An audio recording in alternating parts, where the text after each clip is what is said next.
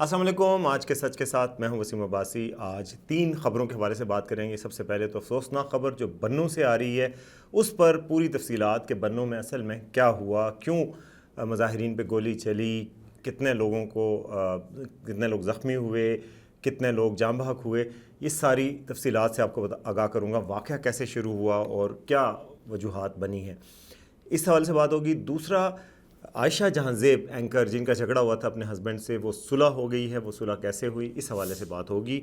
जबकि तीसरी बात एड हॉक जजेस के हवाले से, आज सुप्रीम कोर्ट तौसीक करने जा रही है। 2 एड हॉक जजेस का इजाफा होने लगा सुप्रीम कोर्ट में। उन जजेस के हवाले से मैं आपको हिस्ट्री बताऊंगा कि माजी में कब कब एड हॉक जजेस को अदलिया में, आला अदलिया में तैनात किया गया था। तो जनाब शुरू करते हैं। अगर आपको वीडियो पसंद आए तो उसको लाइक कीजिएगा, चैनल को सब्सक्राइब कीजिएगा। बिस्मिल्लाहिर्रहमानिर्रहीम। ये सबसे बड़ी और सबसे अफसोसनाक ख़बर है। बन्नू में आज अमन मार्च हुआ और अमन के हवाले से एक बहुत बड़ा मुजाहरा हुआ। पहले उस मुजाहरे में अभी जो इतलात आ रही हैं उसमें सोशल मीडिया पे तो एक महाज गर्म है, अफवाहें भी हैं, र्यूमर्स भी हैं, हर तरह की मिस इन्फॉर्मेशन भी है और कुछ सही इन्फॉर्मेशन भी है। तो वहाँ पर क्या हुआ, वहाँ पर सुबह आज आपको पता है कि चंद दिन कबल वहाँ पर एक सुइसाइड अटैक हुआ था और कुछ उसके साथ ही एक बन्नू कैंट पे अटैक हुआ था टेररिस्ट ने, जो कि मुबैना तौर पे अफ़गानिस्तान बैक थे और पाकिस्तान में आए थे। टीटीपी के टेररिस्ट थे और हाफिज़ गुल बहादुर ग्रुप से ताल्लुक़ था ISPR के मुताबिक। उन्होंने हमला किया था। उस वक्त जो हमला उन्होंने किया उसमें पाक फ़ौज के 8 लोग शहीद हो गए थे और 10 टेररिस्ट हलाक हुए थे और बड़ा देर तक वो चला था। बड़ा सख्त ऑपरेशन था। पहले तो उन्होंने गाड़ी को टक्कर मारी दीवार को और वहाँ पर शहादतें हुई। वहाँ पर एक सिपाही के हवाले से कहा जा रहा है कि उन्होंने दूसरे साथियों की जान बचाने के लिए जुर्रतमंदाना उसका मुजाहरा करते हुए ग्रेनेड पे ही छलांग लगा दी और अपनी जान कुर्बान कर दी, लेकिन अपने साथियों की जान बचा ली। अल्लाह ताला उनके दर्जात बुलंद करे। वो वाक़या हुआ। उसी दौरान जब पैनिक में फायरिंग हुई तो कहा जाता है कि जो बाहर दुकानदार थे उनमें से कुछ उनको भी गोलियां लगीं। जो मैकेनिक थे, कुछ और बाहर लोग थे, उनको गोलियां लगीं और उनकी दुकानों पे भी फायर हुआ। क्योंकि ये टेररिस्ट अटैक था तो उसकी जवाबी फायरिंग में एक क्रॉस फायर में आ गए कुछ लोग। उस पर बाद में जरगे में बातचीत हुई और सुलह हुई और बातचीत जब देखा मिलिट्री साइड ने भी कि उधर नुकसान हुआ है और गलती से हुआ, ज़ाहिर है जैसे होता है गलती से तो कुछ भी हो जाता है। अमेरिका के ऑपरेशन होते थे उसको फ्रेंडली फायर कह देते थे, तो उस तरह वो हुआ। तो उस पर माहिदीन से बातचीत हुई और उस मामला ख़त्म हो गया आपस। मगर उसके बाद आज कॉल की गई थी कि अमन का इजलास होगा और वो एक मुश्तरका तमाम सियासी जमातों ने तय किया था कि जी आज और ताजर तंजीमें और सारे मिल कर के जी आज अमन के लिए वहाँ मार्च होगा। तो जिस जगह को मुंतखब किया गया था वहाँ जगह थोड़ी पड़ गई, तो उन्होंने फ़ैसला किया कि स्टेडियम में अब मार्च होगा और स्टेडियम की तरफ सारे गए। और स्टेडियम में ज़ाहिर है वहाँ पे वो रास्ता कैंट के अंदर से गुजरता था। कैंट में मैंने आपको बताया कि धमाका हुआ था ऐसे चंद साल कबल और फायरिंग हुई थी तो कैंट की दीवार को नुकसान पहुंचा। वहाँ पर उन्होंने लगाए हुए थे टेंट। ये अंदर की ख़बरें हैं जो वहाँ पे मौजूद जर्नलिस्टों से हमारी बातचीत हुई है और डिस्ट्रिक्ट इंतज़ामिया से भी बात हुई है, तो वो आपको बता रहा हूँ। तो वहाँ से गुजरते हुए चूँकि उनको रास्ता वही मिला तो उस रास्ते से कुछ लोग गुजरना शुरू हो गए स्टेडियम की तरफ। बहुत बड़ा हुजूम था, बहुत बड़ा जलसा था, बहुत कामयाब जलसा था। तो उस तरफ जाते हुए रास्ते में जब वो कैंट की छोटी सी दीवार के पास से गुजरे और वो टेंट लगे हुए थे, वहाँ पर उन्होंने जो नारे लगाए वो कुछ नाजेबा किस्म के नारे भी लगाए और साथ साथ उनकी तरफ से ये रिपोर्ट आई है कि पथराव भी किया गया कैंट उस टेंट्स पे। जब काफ़ी पथराव हुआ तो उसके बाद वहाँ से जवाबी फायरिंग हुई है और उस फायरिंग में कहते हैं कि 6 के करीब अफराद ज़ख्मी हुए और एक शख्स की जान बहक होने की इतला आई है, एक शहादत हुई है। उसके बाद 2 जगह पे फायरिंग की रिपोर्ट्स हैं। एक वहाँ पर फायरिंग की रिपोर्ट है और एक जो फायरिंग की रिपोर्ट है वो है स्टेडियम के अंदर। वहाँ पर जब वो खिताब हो रहा था तो वहाँ पर भगदड़ मची और वहाँ पे भी फायरिंग हुई और उसमें भी कोई 6-7 अफराद ज़ख्मी हुए हैं। तो टोटल कोई 16 अफराद के ज़ख्मी होने के और एक जान बहक होने की अभी तक इतला आई है। और वाक़या टोटल ये हुआ है, अमन मार्च किया गया था और उन सब के हाथ में सफ़ेद झंडे थे। इस पे पहले से तय होता है कि जी अमन मार्च करना है, कोई पार्टी अपना झंडा नहीं ला सकती, सब सफ़ेद झंडे लेके आएंगे और बात होगी अमन के लिए। क्योंकि पहले ही वहाँ पे अमन के हालात बहुत ख़राब हैं। आज भी एक और अटैक हुआ है DI खान में पाक फ़ौज पे। तो ये सारी सूरत हाल है। बहुत अनफॉर्चुनेट है जो वाक़या हुआ है और ये बहुत हैरत अंगेज़ है कि ये कैसे क्लैश हुआ और ये क्यों हुआ। ज़ाहिर है पुरअमन लोग थे, वो मुज़ाहरा कर रहे थे। تو اس بات پہ ساری اب سوشل میڈیا پر اور باقی ہر جگہ یہ چل رہی ہیں اور بہت ساری ریومرز اور مس انفارمیشن آ رہی ہے کہ پتہ نہیں کیا کیا ہو گیا ہے. تو یہ ساری انفارمیشن تھی جس میں یہ کہا گیا کہ پتھراؤ کیا گیا اور پتھراؤ کے جواب میں فائرنگ ہوئی. تو یہ سارا واقعہ بہرحال کوئی بھی پاکستانی اس طرح کے واقعات کو دیکھ کے خوش نہیں ہوتا, نہ ہی یہ کسی لحاظ سے بھی ایک اچھی چیز ہے کہ اپنے ہم وطنوں کو اس طرح پریشان دیکھیں اور ان کا خون بہے کسی طرف سے بھی اور کسی طرح بھی. اور یہ صورتحال کسی کے لیے بھی اچھی نہیں ہے, نہ اسٹیبلشمنٹ کے لیے اچھی ہے, نہ عوام کے لیے اچھی ہے, نہ پاکستان کے لیے اچھی ہے.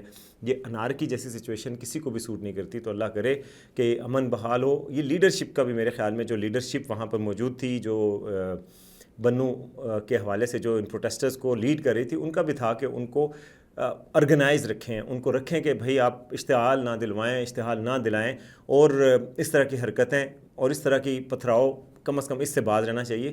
دوسری طرف سے بھی لیڈرشپ کا یہ ہے کہ اپنے لوگ ہیں, اپنے لوگ گزر رہے ہیں, ان کے اوپر فائرنگ نہیں ہونی چاہیے. لیکن آپ دیکھیں کہ اس سائٹ کی حساب سے آپ سوچیں کہ آپ پہ اٹیک ہوا ہے, ٹیررسٹ اٹیک چند دن قبل, اور اس سے آپ کے 8 جوان کدھر سے پاکستان کے بیٹے کہاں سے آئے ہوئے ہیں, کوئی مظفر آباد سے آئے ہوئے ہیں, کوئی بنوں سے ہی ہیں, کوئی کہیں اور علاقے سے آئے ہوئے ہیں, وہ اپنی جان دے گئے ہیں. اب وہ کس سچویشن میں بیٹھے ہوں گے وہاں پہ اور کس طرح کی سینسٹیوٹی انوالو ہوگی. تو ظاہر ہے اگر آپ ان پہ پتھراؤ کریں گے اور ان کی آپ سچویشن دیکھیں کہ مظاہرہ بھی ان کے خلاف ہو رہا ہے, ٹیررسٹ بھی ان پہ اٹیک کر رہے ہیں, جوان بھی ان کے شہید ہو رہے ہیں, تو اب وہ ایسی ہے کہ ایک ایسی سچویشن ہے جو بہت ہی انفارچونیٹ ہے. اور اس میں ماضی کی اسٹیبلشمنٹ کی بہت ساری غلطیاں بھی شامل ہیں. انفارچونیٹلی یہ کوئی ایسی بات نہیں ہے, اس میں ماضی کی جو افغان پالیسی تھی ہماری جہاد کی, جو سپورٹ کرنے کی, ان ساری پالیسیوں نے یہ بچے دیے ہیں. انفارچونیٹ ہے کہ ہم اپنی غلطیوں سے سبق نہیں سیکھتے اور وہی غلطیاں دہراتے رہتے ہیں. تو یہ واقعہ تھا, میں نے کہا آپ کو پورا واقعہ آپ کو بتاؤں. دوسری خبر میں آپ کو بتانا چاہ رہا تھا, عائشہ جہاں زیب, اینکر عائشہ جہاں زیب کے حوالے سے اچھی خبر یہ آئی ہے کہ ان کی صلح ہو گئی. اس سے پہلے ان کے شوہر جو ہے حارث, ان کے ساتھ انہوں نے کہا تھا, انہوں نے رپورٹ درج کروائی تھی, ان کو گرفتار کر لیا گیا تھا. انہوں نے کہا تھا کہ ان پر تشدد کیا گیا, اور انہوں نے اپنی تصاویر بھی دکھائی تھیں اور میڈیا سے بھی بات کی تھی, اور واقعی ان کے چہرے پہ تشدد کے نشانات تھے. بڑا انفارچونیٹ تھا کہ یہ ان کی جھگڑا ہو گیا ہے. اب آج انہوں نے عدالت میں جا کر صلح کر لی ہے. صلح ایسے ہوئی کہ ان کی دونوں کی فیملیز بڑے آپس میں ملے اور انہوں نے دونوں کو سمجھایا, اور جو ان کے شوہر, عائشہ کے شوہر جو جیل میں تھے, ان کے حوالے سے کہا کہ بھئی آپ ان کے خلاف کیس واپس لیں, اپنے ہی شوہر ہیں, اور پھر صلح کی بات کریں. تو عائشہ جہاں زیب نے آج عدالت میں بتایا, جب ان سے پوچھا گیا کہ کیا آپ کی مرضی سے صلح ہوئی ہے, آپ کو زبردستی تو نہیں کی جا رہی, انہوں نے کہا میری مرضی سے ہوئی ہے, میں تشدد کسی کے خلاف بھی غلط ہے اور بہت تشدد کیا گیا ہے, مگر میں اپنے معززین کی بات مانتی ہوں اور معززین کی بات پر میں صلح کرتی ہوں اور اپنا کیس واپس لیتی ہوں. تو پھر کیس ابھی چلان ہو گیا ہے, تو اب وہ چلان واپس ہوگا. بہرحال ان کو ضمانت مل گئی ہے ان کے شوہر کو, اور وہ رہا ہو گئے ہیں.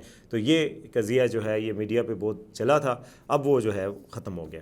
اب آتے ہیں جی ایڈ ہاک ججز کے حوالے سے. ایڈ ہاک ججز کے حوالے سے آپ کو بتایا تھا کہ ایڈ ہاک ججز آج 2 اپوائنٹ ہو جائیں گے. آج جوڈیشل کمیٹی کا اجلاس ہے, جوڈیشل کمیشن کا اجلاس ہے, اور اس کمیشن میں ظاہر ہے 4 ججز کی بات ہوئی تھی, لیکن 2 ججز نے معذرت کر لی تھی اپنی وجوہات پہ. حالانکہ جسٹس مقبول باقر نے کل معذرت کرتے ہوئے یہ بھی کہا کہ ایڈ ہاک ججز غیر قانونی اور غیر آئینی نہیں ہیں, اور میں اپنی مصروفیات کی وجہ سے کر رہا ہوں. اور انہوں نے قاضی فائز عیسیٰ کے حوالے سے بھی کہا کہ جو اس چیز کو متنازع لوگ بنا رہے ہیں وہ غلط ہے. قاضی فائز عیسیٰ صاحب نے بڑی احترام سے مجھے پیشکش کی تھی, اور میں اس کا شکریہ ادا کرتا ہوں.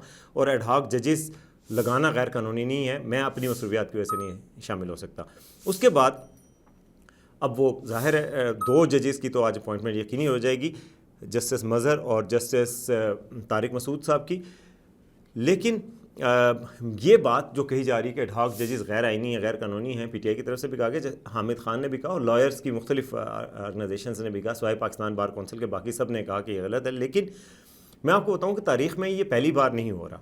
1955 سے لے کر آج تک اگر تاریخ دیکھی جائے تو کل 22 جو سپریم کورٹ کے ججز ہیں وہ ایڈ ہاک ججز کے طور پہ سپریم کورٹ میں فرائض سر انجام دے چکے ہیں, اور ان میں بڑے معزز نام بھی ہیں. مثلا جسٹس فخر الدین جی ابراہیم, جسٹس خلیل الرحمان رمدے, اس طرح کے ہیں. میں آپ کو ان کے نام بتاتا ہوں کہ جو لوگ ایڈ ہاک ججز کے طور پہ کام کر رہے ہیں, ان 22 افراد کے نام بتاتا ہوں. ایک ہیں جسٹس ایس اے رحمان, جو 1955 کے قریب ایڈ ہاک جج کے طور پہ کام کیا. جسٹس وحید الدین وہ ہیں جی 1977 میں وہ کام کرتے تھے جسٹس ڈاکٹر نسیم حسن شاہ. انہوں نے 1977 سے لے کے 1979 تک ایڈ ہاک جج کے طور پہ سپریم کورٹ میں کام کیا. جسٹس شفیع الرحمان, جسٹس فخر الدین ابراہیم جو 1980 سے 1981 تک ایڈ ہاک جج کے طور پہ سپریم کورٹ میں رہے. Justice M S H Qureshi وہ 1981 سے 82 تک رہے. جسٹس میاں برہان الدین خان 84 سے 87 تک. جسٹس سعد سعود جان 1986 سے 87 تک. جسٹس ناصر اسلم زاہد 1991 اپریل تک, جنوری سے اپریل تک 91 میں. جسٹس محمد منیر خان 1994 سے 96 تک.